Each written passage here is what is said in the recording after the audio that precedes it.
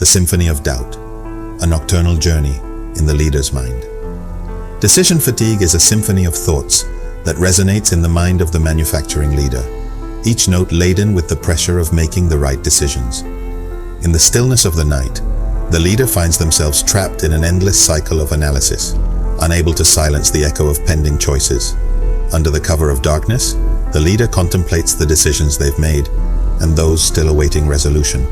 They reflect on their leadership abilities, questioning whether their moral compass is aligned with the right direction.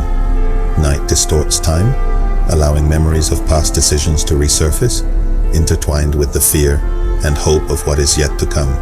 Each choice becomes a whisper from the past that refuses to fade away.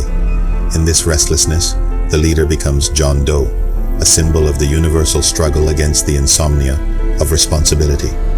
All leaders, in their sleepless nights, face this dilemma of decisions and consequences. Visualize a path of decisions. Imagine a trail illuminated by the choices you have made and those that lie ahead.